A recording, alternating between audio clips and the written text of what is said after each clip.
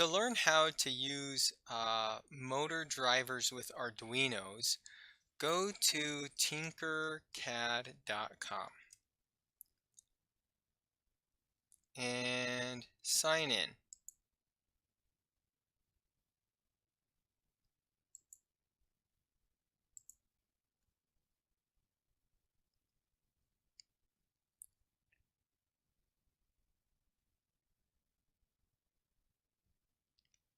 Once you've signed in, click on Circuits and click Create a new circuit.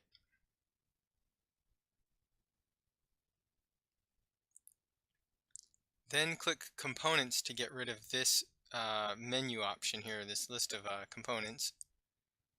And then before we even get started, click again on Tinkercad in the upper left corner here, so that we can rename our circuit by clicking on Options and Properties. Let's name it Motor Driver Lesson with no spaces.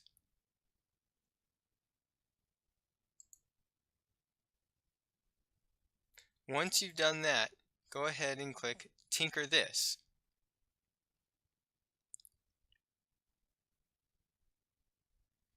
Again, I'm going to click Components to get rid of this window. And before we even get started, I think it's worth explaining why we need to bother with a motor driver. If I click on Components and I click All Components, and then Arduino, I can add an Arduino to our circuit. And then I could add a motor. I'm going to get a regular DC motor here. If I were to do this, you'd think that I could just connect the negative side of the motor to ground and the positive side to pin 12. If I do this inside of Tinkercad, it'll actually work. So I want to set pin 12 to an output, and I want to set pin 12 high.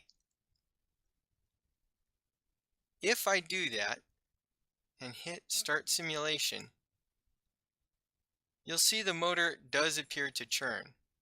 Now, if you had a small enough motor and you plugged it into an Arduino this way, you might see it turn, but you're not going to have any motor do any useful amount of work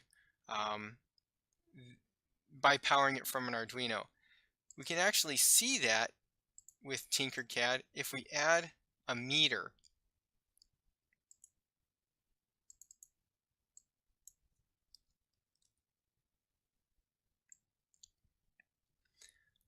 We're going to have to interrupt the circuit here and connect the meter to what used to be one end of that wire, and then the other end of the meter to pin 12 here. I'll scoot this over so that it's a little easier to see how that's connected. Maybe I can even rotate the meter a little bit. And I want to switch it to amps. If I do this and I start the simulation, you can see that the Arduino is supposed to be providing 44 milliamps of power to this motor. Well, if I look at the reference for an Arduino,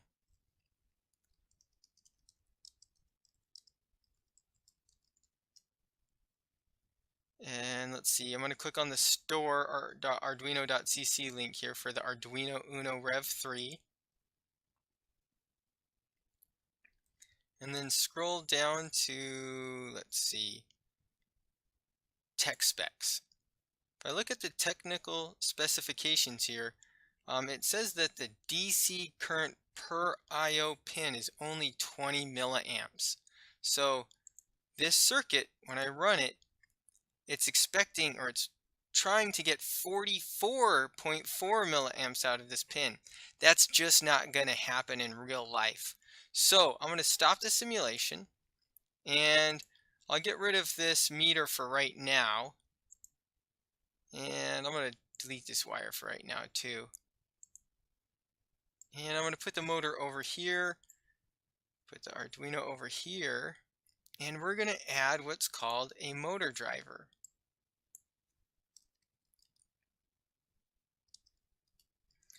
And the only one they have that's in circuits Tinkercad here is this L293D motor driver, which is, or at least was, a fairly common motor driver.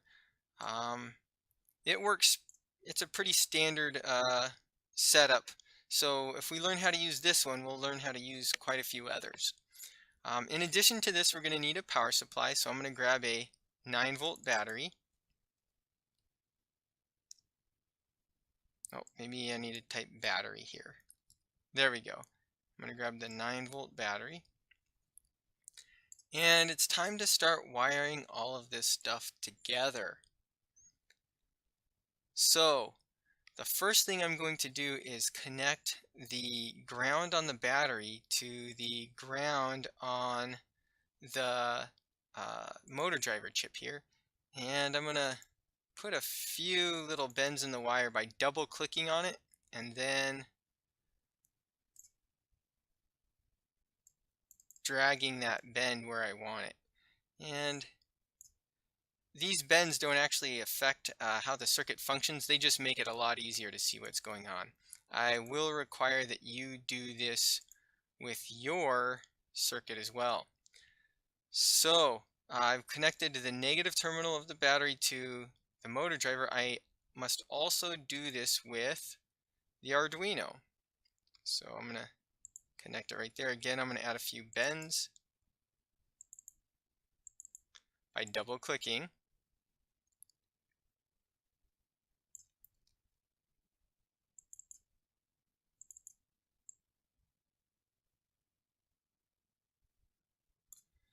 And one more right up here.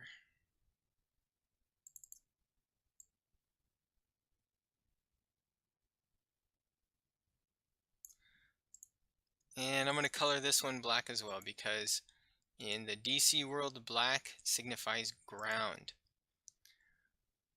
Okay.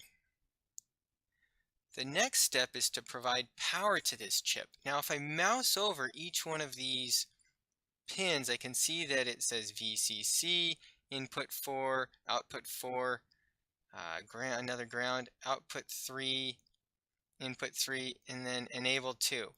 Well, the enable pins on a motor driver just make the rest of these input-output pins actually work. The input pin is where you get your signal. The output pin is what goes to the motor. It actually amplifies whatever signal comes from the Arduino and goes out to the motor. I'm looking at all these pins and I see that there's, if I look through all of them, up here I have enable, again some more input outputs, some more grounds, and then right at the very bottom after some more input and outputs I see VS. So I got a VCC up here and a VS down here. I'm not exactly sure which one needs to be connected to the Arduino and which one needs to be connected to the battery. So what I'm going to do is I'm going to open another tab, and this time I'm going to type in L293 datasheet. You can do this for pretty much every motor driver that you're going to use. There will be a datasheet for it. And I've already looked at this one, so I know that on page 3, there's a nice little diagram here. I'm going to make that bigger so that you guys can see it. There's a nice little diagram here that allows me to see exactly what each one of these pins does and how to work with it.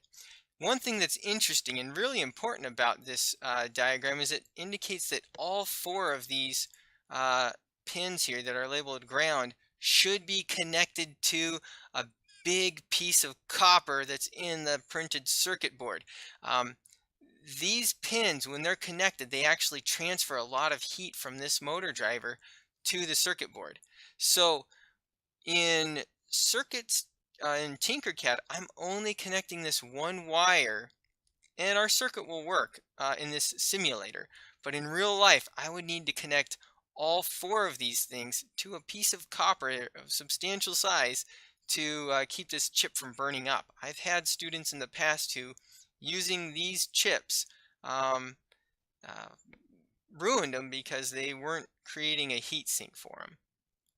At any rate, looking up here at VCC1, I see that that is supposed to be connected to a 5-volt supply for internal logic translation. So this needs to be connected to a regulated 5-volt power supply. The VCC2, what they call the VCC2 here, um, that's supposed to be powered anywhere from 4.5 volts all the way up to 36 volts. So the VCC2 here corresponds to the VS here, or the V source. So this is where we're going to get the source, um, to power our motors eventually. Um, and so we want to connect this to our kind of our heavy duty power source. So I'm going to connect this positive uh, end of the 9-volt battery to VS here. And I'm going to switch this to full screen mode so that you guys can see everything a little bit better. I'm going to put another bend in the wire here.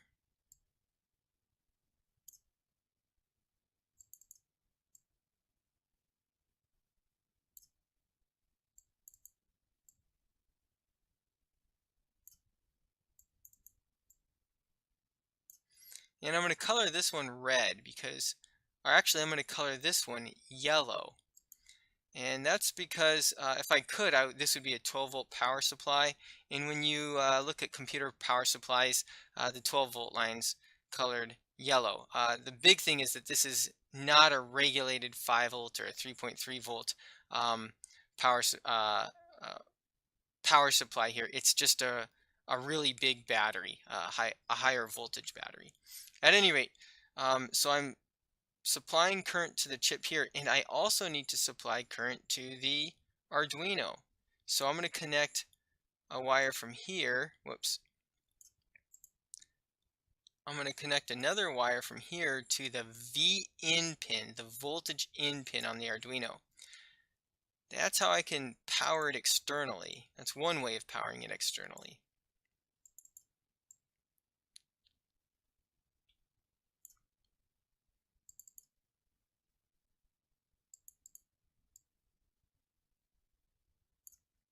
And again, I'll color this one yellow to signify basically that it's over 5 volts. Okay, so I've provided power to the chip and to the Arduino. The next step is to connect the 5-volt pin on the Arduino to the VCC on the motor driver. So here's my 5-volt pin. I need to connect that up to here. And again, I'm going to put some bends in the wire. The reason I'm doing this is because the L293 chip requires that regulated 5-volt power supply, and the Arduino has a 5-volt regulator. The Arduino itself actually needs to run at 5 volts. So the circuitry on this board here expects 5 volts. This chip here actually is the chip, the brain behind this whole board. It needs 5 volts. Right here is a 5-volt regulator. So when the 9 volts or the 12 volts or however many volts come into this board, when those come in, they're regulated with this regulator down to 5 volts, a steady 5 volts. And then we can use that to power other electronics as well, just like we're doing here with the motor driver. Now I'm going to color this wire red because in the computer world, red indicates 5 volts. Let's see here. The next thing I need to do is connect another wire from this enable pin to VCC. So I'm going to connect this one up just like that. And again, I'll color this one red. Now, I'm enabling, when I do that, what's going to happen is it's going to enable these outputs right here. So these two outputs are now functional because I've brought this enable pin up to 5 volts. If I only brought it up to, let's say 2.5 volts, well, then these would only provide half as much current. Over here, I have a couple more outputs. These outputs will not be enabled because this enable pin is not connected to anything. So it's low right now. It's at the ground voltage or 0 volts. In order to enable this, I would have to connect it up to either this, or I would have to connect it to a pin on an Arduino, and then I could bring it up by setting one of these pins to a certain voltage. Okay. The next step is to connect the pin 5 of the Arduino to input number 2. So let's see here. Input number 2 is right down here, and I'm going to put a bend in the wire there, and I'll put another bend in the wire right up here, and one more right over here.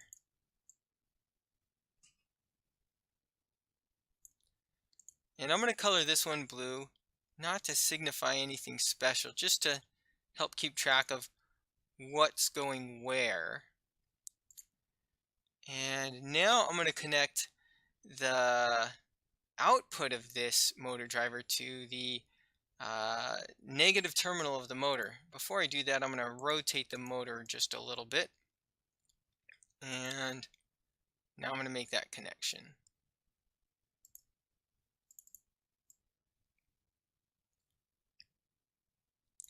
Now, if I had my druthers, if I had the ability, let me put another bend in it right here. If I had the ability, I would make this wire thicker than the other wire. These two wires are associated with the negative terminal of this battery, but this one's just a signal wire. It's only supplying a very small number of electrons to this motor driver, a very small amount of current, whereas this one is going to be providing much more current to the motor. So it's carrying more electrons. In reality, it probably should be quite a bit thicker than this wire for that reason. But again, because this is a simulator and because in both instances it's a relatively small amount of current, relatively small number of electrons, it doesn't matter too much. But like I said, if I could, I'd make this one thicker to show that. The next thing I'm going to do is connect pin 6 to my motor driver here. And let's see, I want to connect it to output 1. No, it needs to go to the input. And I got to put one more bend in it. And I'm going to color this one, let's see here, how about purple? And then I'm going to create another output here. And just connect it directly there.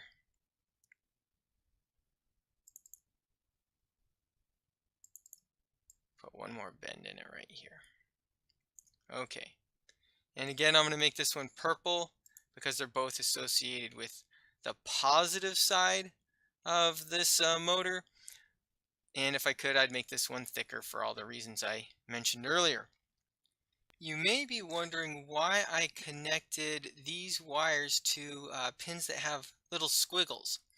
That's because these are PWM pins. That's what the tilde signifies. That means pulse width modulation. Basically, that means we can turn these pins partway on. Instead of just being either on or off, they can be set to, half or 3/4 or whatever value you choose. Um, Whereas pin 7, pin 8, the pins that don't have one of these tildes in front of it, they're digital only. They can only either be on or off. Before we write some code, I'm going to add one more thing to our screen here, and that is a multimeter, which you can find by just searching for meter.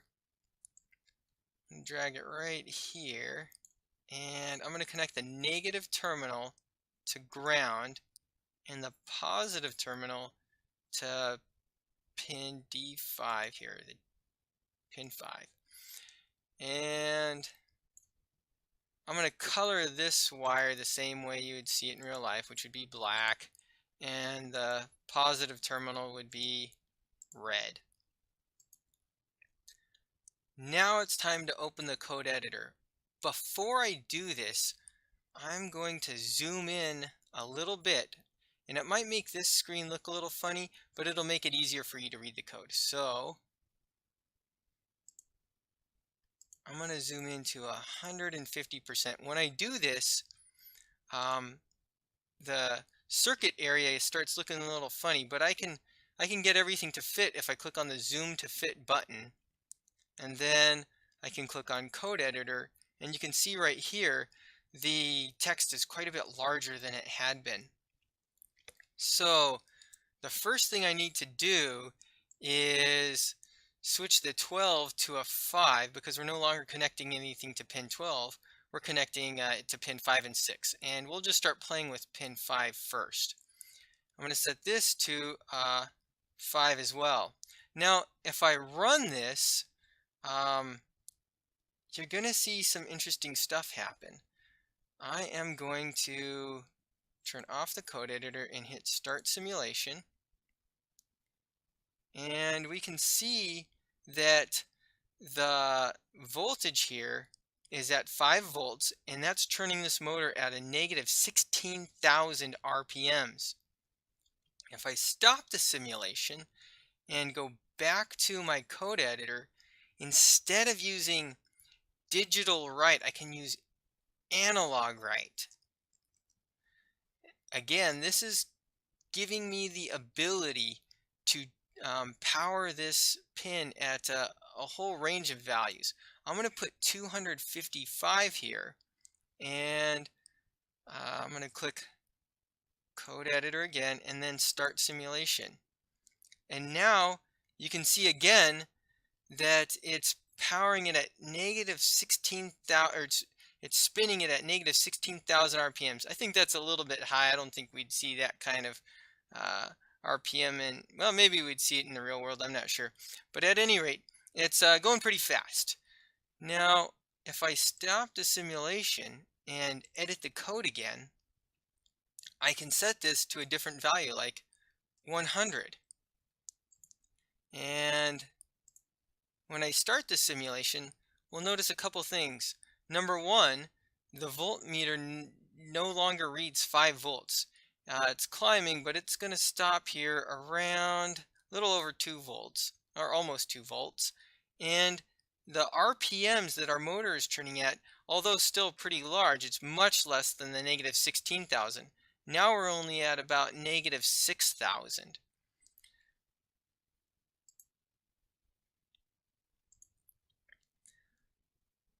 Going back to the 255, you may be wondering why I chose 255.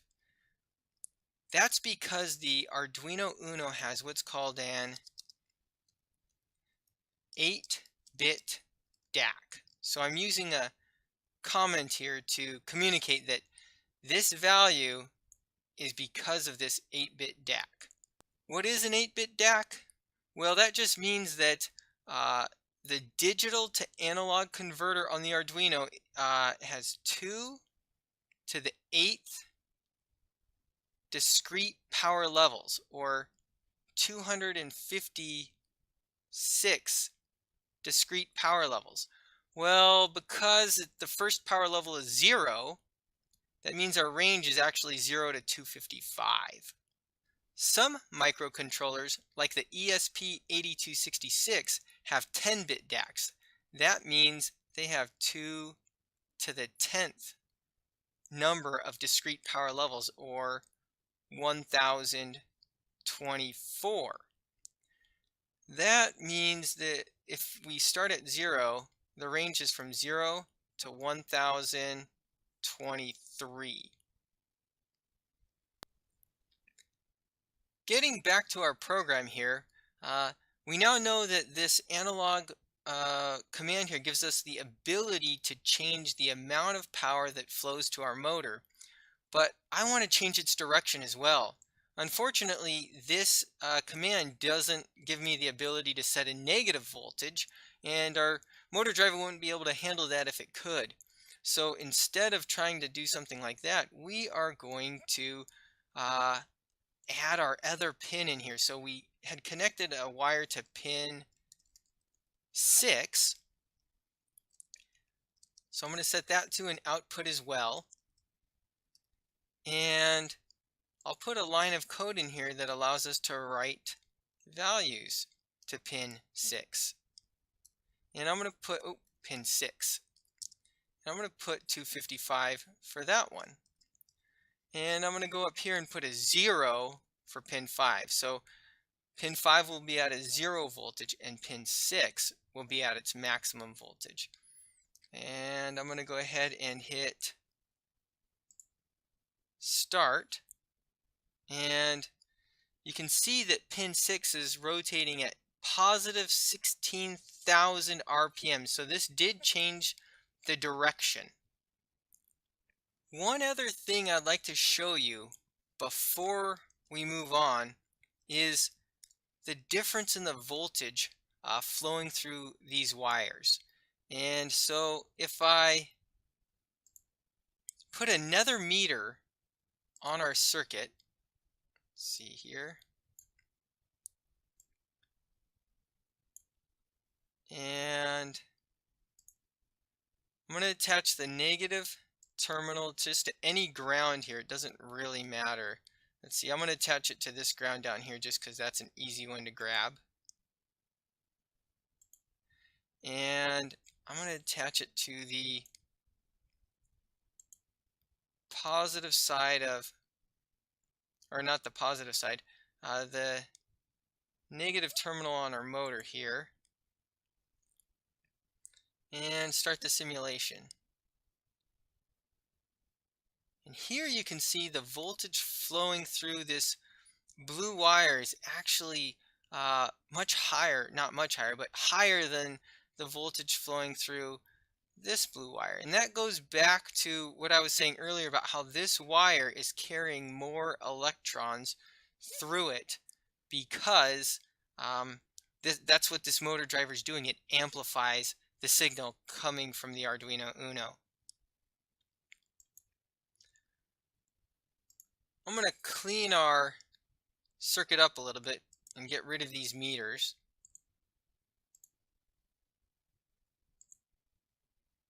And now we're going to focus on improving our code. It would be really helpful if I had a function that would allow me to control these motors a little bit easier. So I'm going to write such a function right here. Let's see.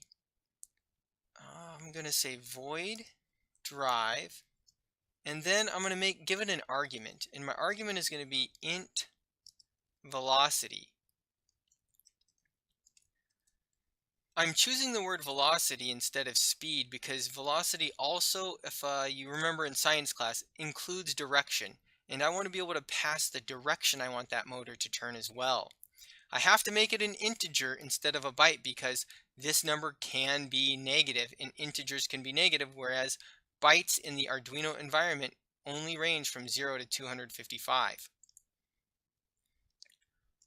Once I do that, I'm going to start it with an opening curly brace, and then I'm going to have an if statement that determines which direction I'm going to turn. So I'm going to say if the velocity is greater than or equal to 0, I want to do an analog write of 5 to pin 5, and I want to set that pin to whatever the velocity I've passed to the drive function.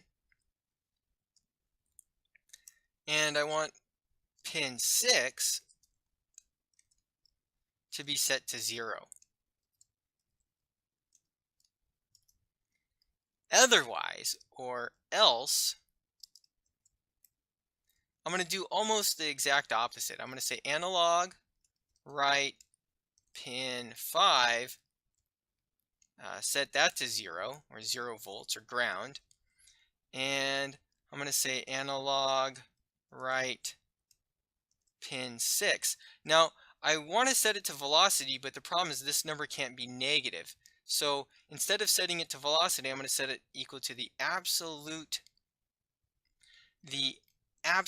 value of velocity. When I'm done, I need to close my if statement, and then I need to close the function. Okay, let's go ahead and change this now so that it says drive, and I'm going to say drive to 55. And if I start the simulation, I see that it sets this motor to negative 16,000 RPMs, or it powers it to negative 16,000 RPMs. But if I make this a negative 255 and start the simulation, I get a positive 16,000 RPMs. While the drive function has made controlling a single motor easier, it's not ideal. If I wanted to control multiple motors, I would have to either create another drive function, multiple drive functions, one for each motor, or I would have to pass more information through this call to the drive function so that it knew which pins each motor was connected to. Both methods are cumbersome. Luckily, there's a third method. Unfortunately, I cannot show you how to use this method in Tinkercad. For that reason, I'm going to click on the I know icon here, which allows me to download my code, and I am just going to open it up.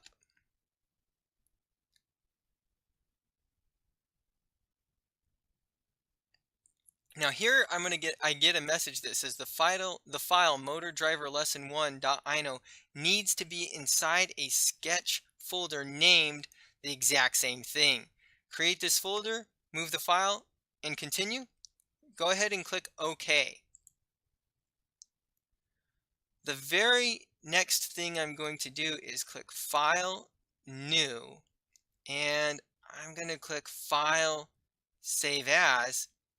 And I'm just going to put this one on my desktop. I'm going to call it Motor Driver Lesson 2. Once you've saved your new program as Motor Driver Lesson 2, drag it to the side of the screen so that it snaps and takes up half of the screen. Then open your File Explorer and click on the desktop where you saved it, hopefully, and open up that folder. You'll see something interesting happen over here in just a minute. When I click on this new tab, it allows me to create a new tab in my sketch. I'm going to call it motor driver.h. Now notice again, there's only one file over here. When I click OK and then save, you will see a second file added to this folder. Now shrink your File Explorer window and drag your original motor driver lesson 1 code to the side of the screen so that it uh, takes up half the screen as well. Now we have motor driver lesson 1, the code we made in Tinkercad on the left, and our new program on the right. To start with, I am going to copy and paste the setup here into this motor driver file. And I'm also going to copy and paste the drive function that we made.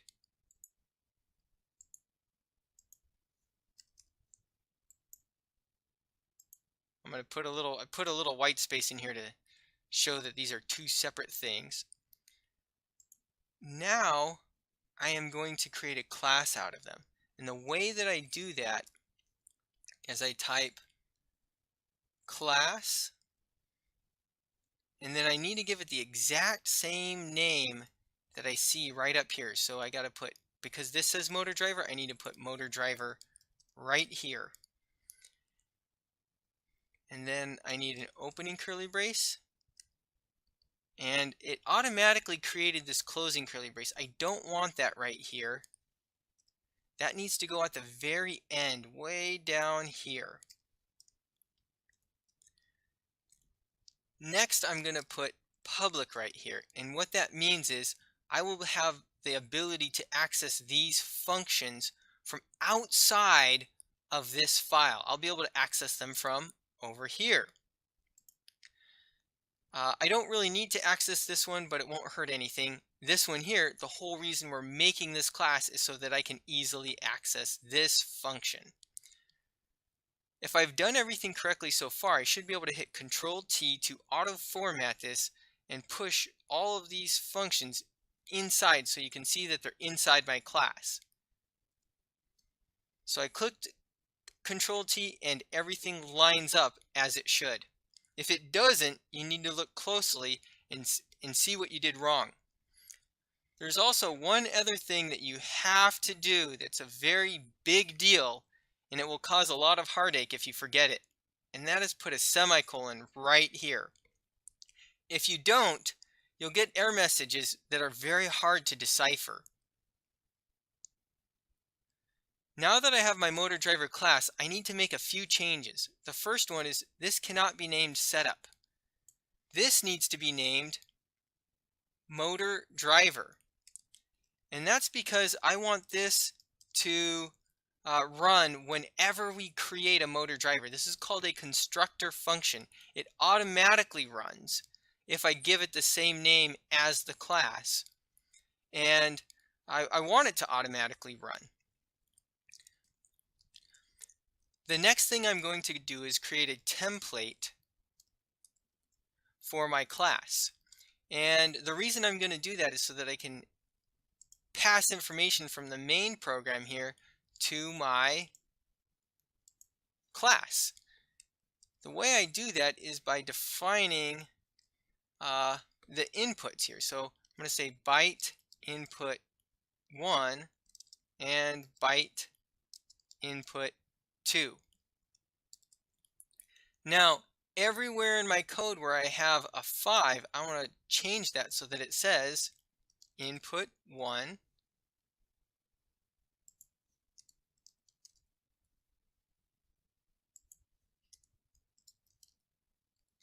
and wherever I see a 6, I'm going to put input 2.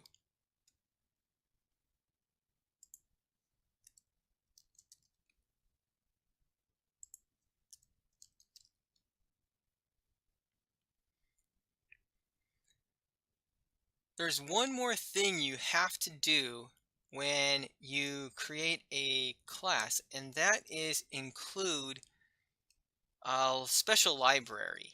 It is the Arduino.h file.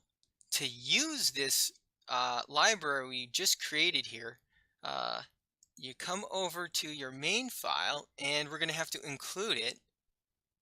So I'm going to put pound include, and I'm going to put this one in quotes.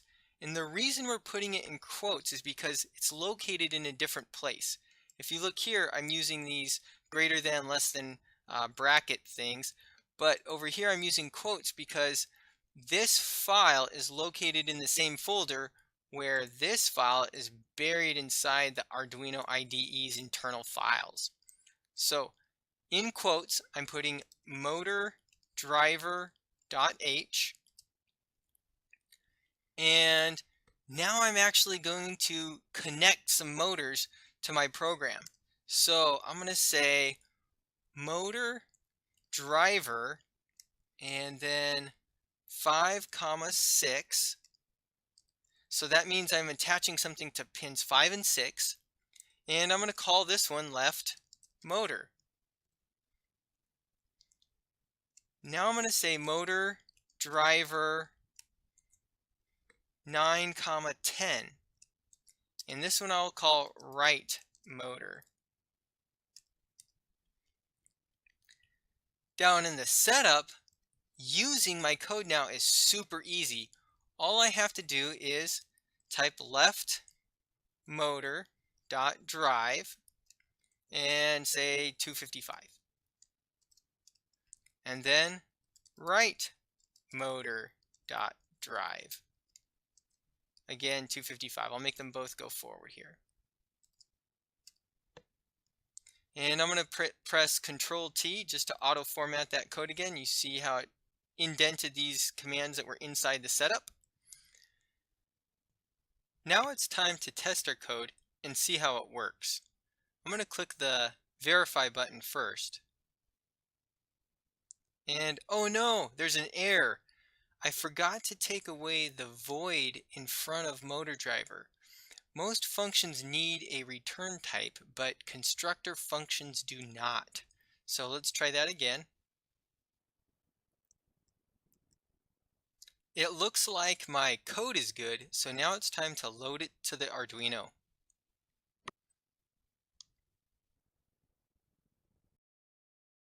And as you can see, the tape that I put on each motor shaft to help discern whether it's spinning, it's moving.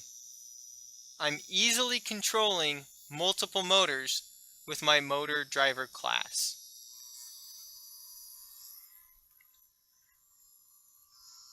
One thing that's really helpful about the code we've just written is that it can be used with a large variety of motor drivers. So I'm going to put a note up here that explains that this library, this class we just created, is to control motors using most motor drivers.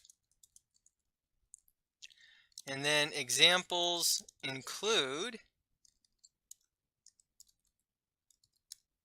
the L293, which we were using in the circuit, the Tinkercad, the L298, which I have on my kind of roaming bot, and the BTS 7960 motor driver, 7960B motor driver that I have on my giant robo cart. It will actually also work on the DRV 8835 as long as it's using the in control interface, which I use on my blimps. So this one technique we've learned here can be applied in many ways. All we have to do is copy this one file into whatever program we want to use it for, and we can control DC motors very easily.